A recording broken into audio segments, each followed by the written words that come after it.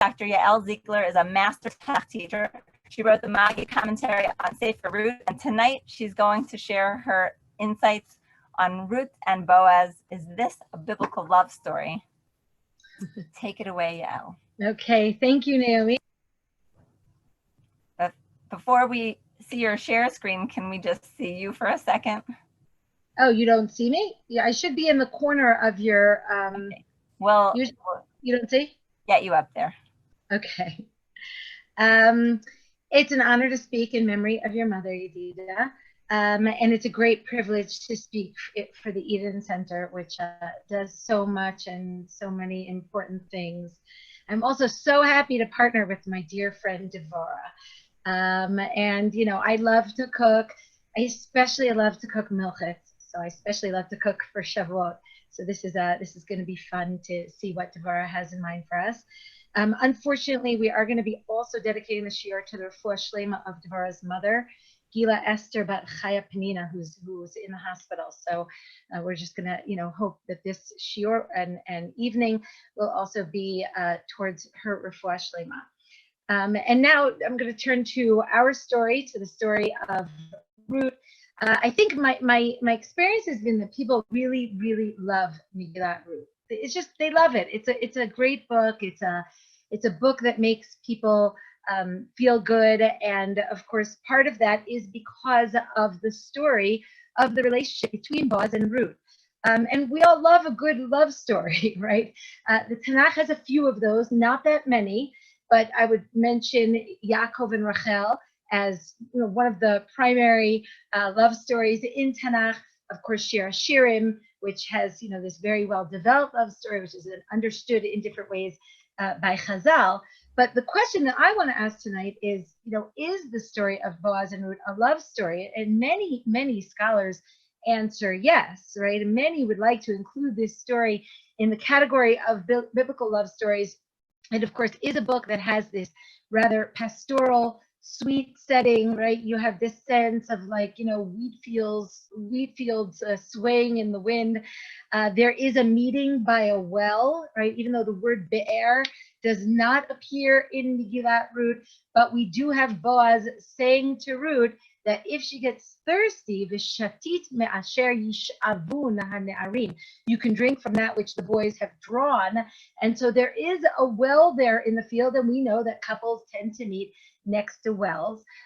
We have the sense that Boaz's attention is immediately drawn to Ruth, right? As soon as he gets to the field, he immediately turns to the Na'ar Hanitzav ala Kotzrim, to the foreman, and he says, Lemi hanara hazot, right?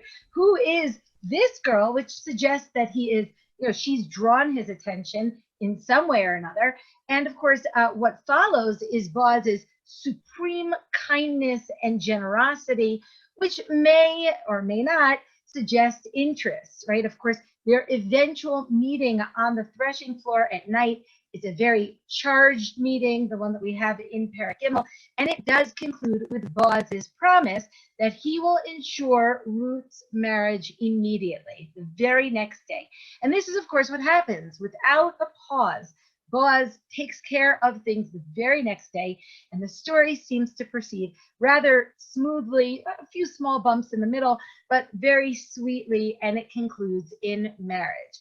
Blessings, harmony, right? That's the story, and that's why we love the story, because the story is harmonious, and it ends well, right? We love a love story, but we also love a story that concludes with, and they lived happily ever after, ve'osher, right?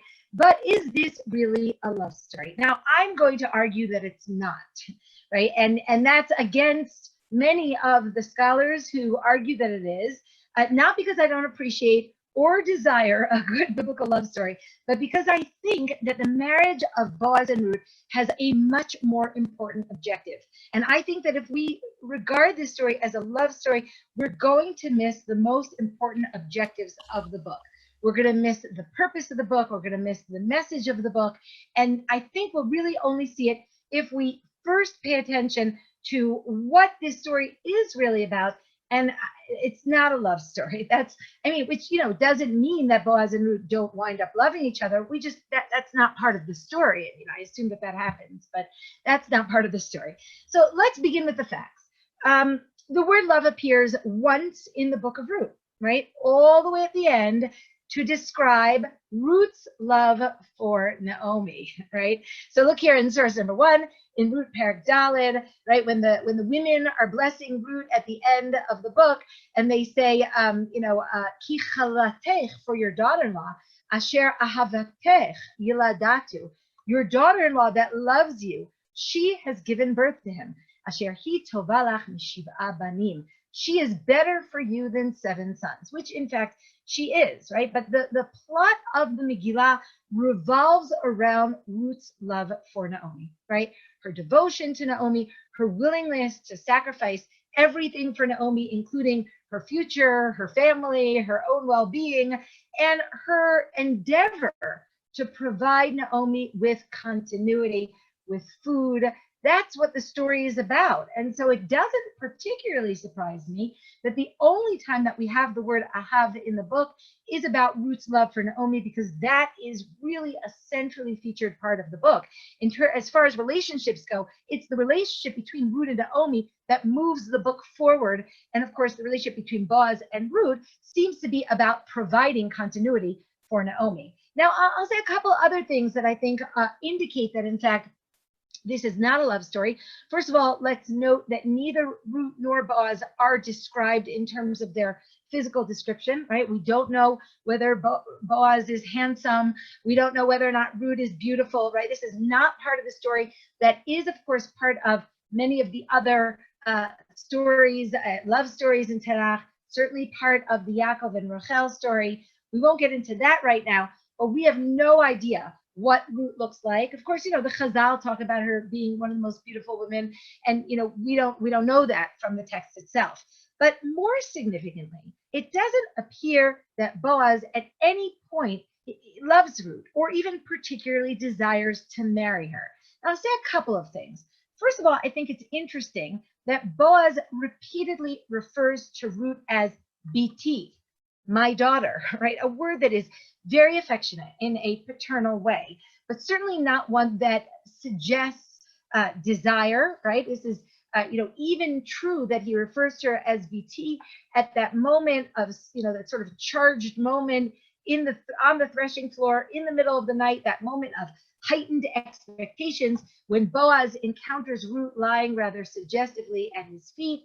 And when he realizes that she's Ruth, he blesses her kindly, you might even say tenderly, but not amorously. Look at what he says to her here in Ruth Perek Gimel Pasuk Yud. I have my cursor on it. I hope you can see. Vayomer, and he says to her, Brucha at laHashem biti. Blessed are you to God, my daughter. Heitav chastech acharon min harishon. Your second kindness was even greater than your first kindness. Levilti lechet acharei habachurim im dal ve'im ashir. That you did not go after the young man, whether rich or poor, but instead he seems to regard Ruth's actions towards him as a chesed that Ruth is doing for Naomi, which is the second chesed that Ruth did for Naomi. The first one, of course, being that she, left Moab and cleaved to Naomi and stayed with Naomi, despite the fact that Naomi tells her very unequivocally that she will not have marriage, that she will not have family, that she will not have children or a future if she stays with Naomi. So that obviously is a great act of chesed, but Boaz recognizes that the second act, the act of agreeing to go to Boaz in the middle of the night and offer herself to Boaz and marry Boaz, this too is an act of chesed. She would have been much better off marrying a young man, rich or poor, it doesn't matter. But Boaz here is clearly stating that he is elderly and it makes no sense for Ruth to have come. But he does not regard this as an act of love. And, he himself refers to her as BT. But perhaps, we also have to note that Ruth has just spent an entire season in Boaz's field without Boaz pursuing the possibility of marrying her. And it is that which leads Naomi to hatch this rather elaborate and suggestive plan in order to find some kind of security and future for Ruth, and of course for herself as well. But that's because even after that initial meeting in the field between Ruth and Boaz, Boaz never approaches Ruth again throughout the duration of the harvest, so that, Naomi feels that she has no choice other than to send Ruth to the field, to the threshing floor in the middle of the night. Now, it does become clear eventually that the reason that Boaz has not approached Ruth throughout the harvest season is because there is a closer relative than he, the famous Ploni Almoni. And Boaz expects that this other relative has the obligation and the prerogative to step up and marry Ruth. But here is the significant point. When Ruth informs Boaz that he is the Goel, namely that he should marry her, look at his response, right? She says to him here in Perek Gimel Pasuk Tet, Anochi Ruth amatecha ufarastach nafecha al amatcha ki Goel ata, right? Spread your wings or spread your coat over your maidservant, for you are the Goel, you are the Redeemer. Look at what he says to her. He says, Ve'ata, ki omnam ki Goel anochi. He says, and now I am in fact that Goel. Ve'gam yesh Goel karov mimeni. And yet there is a closer Redeemer than me. There's a relative who is closer to me. He's explaining to Ruth why he didn't approach her and why even now it's not his right to marry her. And look at what he says. Lini halayla, lie here tonight. V'hayava boker, it will be in the morning. Im yigalech, if he shall redeem you. Tov, yigal, it is good, he will redeem you.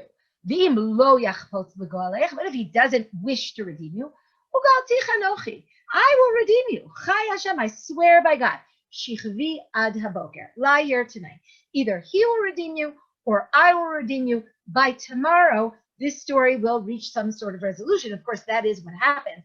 But what's striking for our purposes is that Boaz uses the word tov.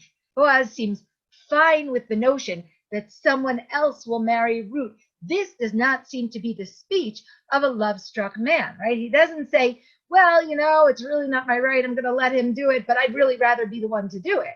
That's not what he says. He says, it's good. He will redeem you. Now, I actually think that this might be one of the reasons that there is this famous idea in Chazal, which the Ibn Ezra brings and then debunks, which is that Tov is actually the name of the Goel, of Ploni Almoni. Ploni Almoni, of course, loses his name, whatever his name is. He doesn't deserve a name because he refuses to uphold the name of the dead person, namely, of course, Elimelech. So he loses his name, but Chazal say that his name was Tov, right? Let's just look here what the Ibn Ezra says. Yesh omrim ki Tov haya shem haGoel. Some people say that Tov was the name of the Goel, and I brought for you these two midrashim, which actually say that. Oh, I think that what Chazal are trying to sort of do is to mitigate maybe that sense that Boaz is perfectly fine with someone else marrying Ruth. How could he say Tov about someone else marrying Ruth? It must be that it's the name of the Goel, and we should really be reading this sentence as follows. V'hayav boker, it'll be in the morning. Imi galech Tov, if Tov will redeem you, you go, he'll redeem you. But not that it's good that someone else should redeem you. Okay, but in my reading, which I think, the Ibn Ezra notes is definitely the pshat, right? Really, Boaz is saying, it's good. If whoever redeems you, it's good. It could be me, it could be him. That's immaterial. The important goal is to get Ruth married. And of course, after Ruth does marry Boaz, which she does marry Boaz, Boaz and Ruth disappear from the story. We actually never hear about them again. I'm assuming they lived happily ever after. They certainly did birth the Davidic dynasty, which is, of course, the ultimate goal, but we actually never hear anything about them again. And so if this is not a love story, what is that more important goal that I mentioned is so important for me that I am really insistent on not viewing this story as a love story? What is the nature of the relationship between Boaz and Ruth? What is the nature of their marriage? I think that Boaz and Ruth's marriage is about assuming responsibility for the other. It is about kindness. It's about chesed shel emet. It is about true kindness. It is about a deep, abiding sense of doing what is right for a family member. Consider the word geula, right? The word geula, which appears over and over in this chapter to presumably to mean marriage, right? Look at what Ruth says. Ufarasta chnafecha al amatcha ki goel ata. She says to Boaz, spread your cloak over me, for you are the goel.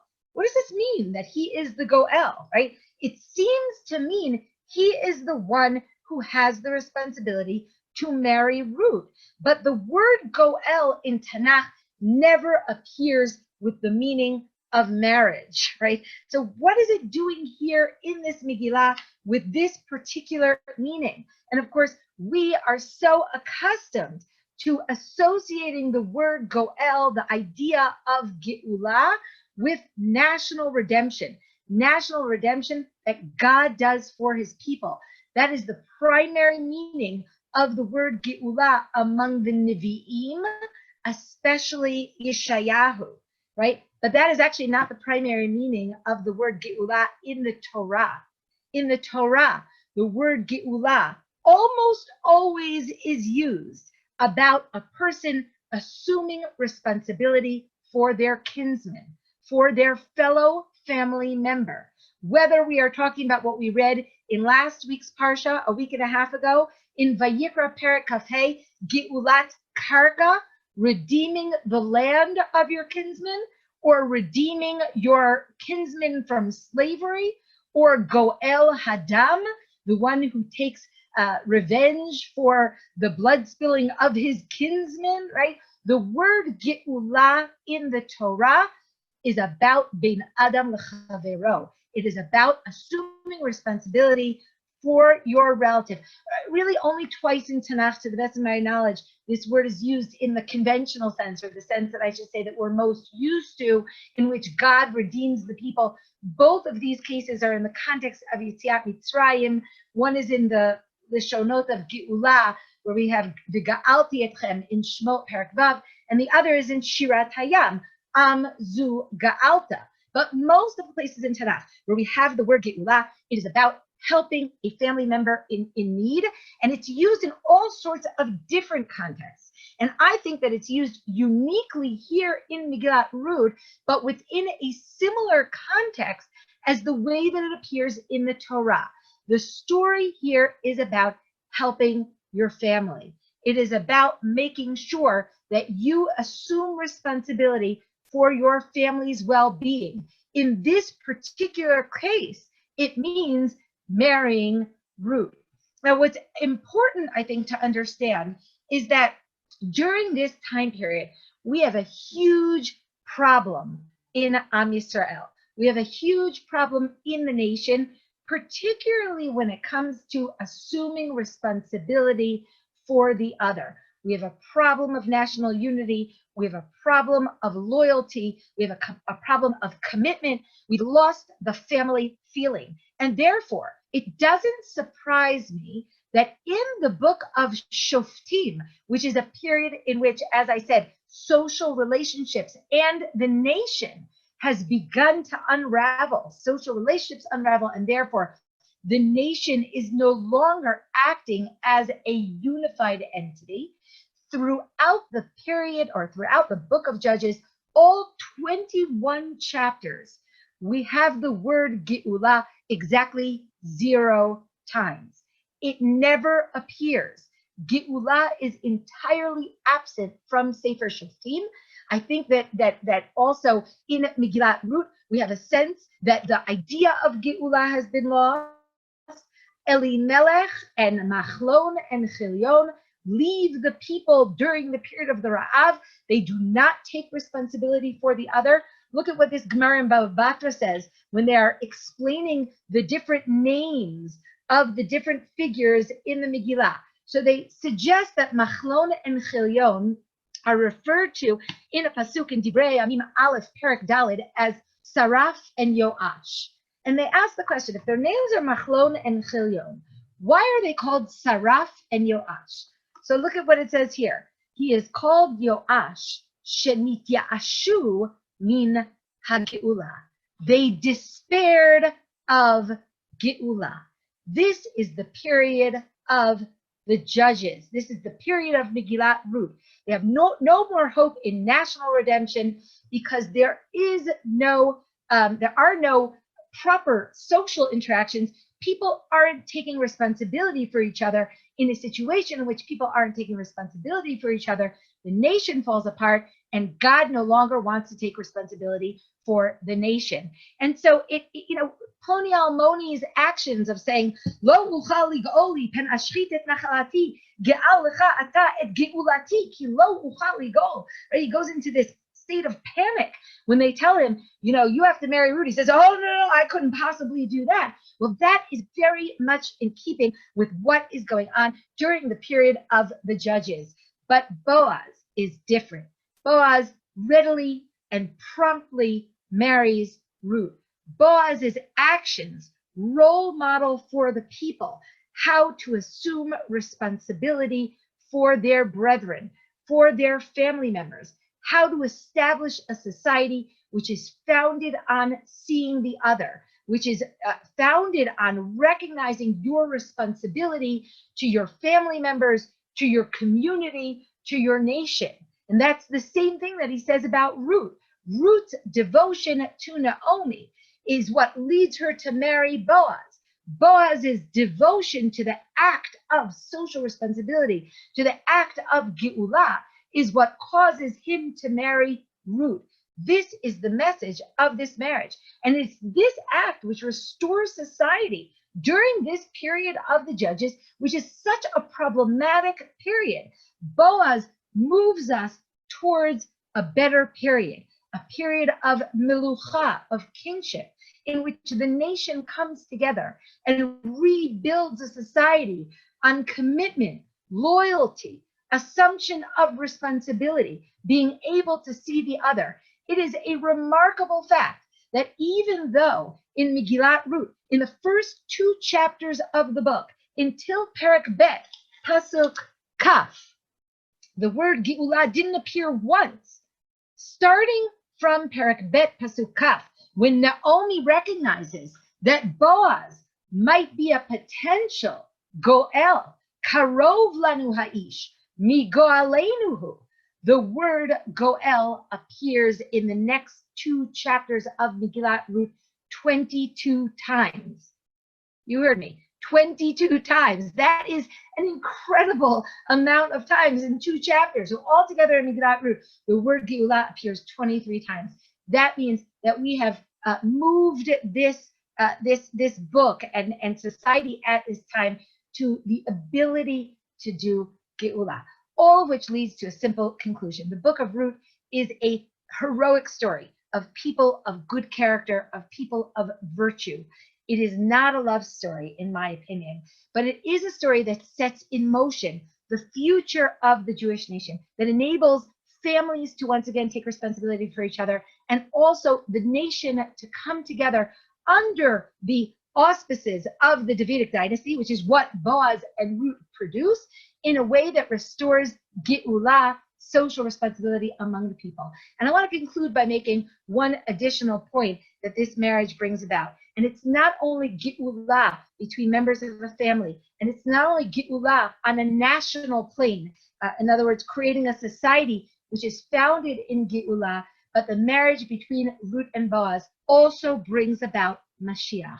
It also brings about the conventional sense of geula, namely when God will redeem his nation. And in fact, there's a wonderful midrash, which is brought here in the Zohar, which I'm going to read for you. It's based on this pasuk, which we read before, Perek Gimel, Pasuk Yud Gimel. Lini halayla, Boaz says, sleep here tonight. V'hayav haboker, it will be in the morning. Im yigalech tov yigal.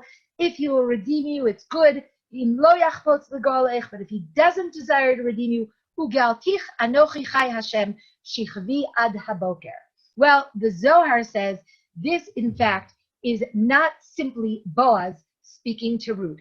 This is God speaking to Am Yisrael during the time of the exile. He says, Lini halayla, sleep through this night of exile. Have hashta begaluta, Right now you are in galut. Ve'ahige levanecha taman be'oraita uve'uvdin tabin. You are there busily teaching your children how to learn Torah and how to do good deeds.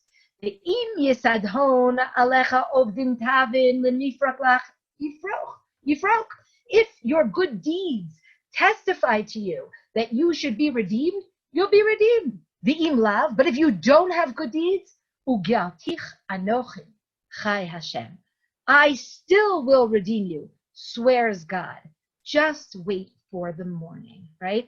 So we have here this idea that embedded within Megillat Ruth is this idea that Megillat Ruth births not just a new kind of social responsibility between people, between members of a family, between members of a nation, but it also suggests that God is learning from Boaz. In other words, that once God sees that human beings are taking responsibility for each other, God will take responsibility for his nation as well. There's a wonderful midrash that seems to suggest this, and I'll close with this midrash. The midrash says, Boaz asa et shelo, Ruth asa et shala, Naomi asa et shala, Amar Kadosh Baruch Hu, Af ani et sheli, right? Boaz does his part, Ruth does her part, Naomi does her part. God says, I too will do my part. And so these readings suggest that even if the marriage in the book of Ruth is not a love story, it is much more than a love story. Its ramifications are not just for the family of Naomi and not just for Am Yisrael during the period of the Shoftim, but the ramifications of learning from Boaz how to take responsibility for the other also ultimately impact on the ultimate geula that God will do once he recognizes that we are taking responsibility for each other as well. So I wish you all, first of all, a Chag Sameach, and also an enjoyable recipe and cooking session. And I thank you all for your patience. Thank you so much for that incredible shiur, and also for sharing with us ideas about relationships that are much more than just the superficial love story, but are really about what a relationship needs to be as a model in terms of seeing each other, in terms of taking responsibility, in terms of all the different things that you mentioned, chesed within relationship, and then building on that to a relationship to God seems like quite a recipe for amazing, an amazing marriage and beyond. So thank you, Yael.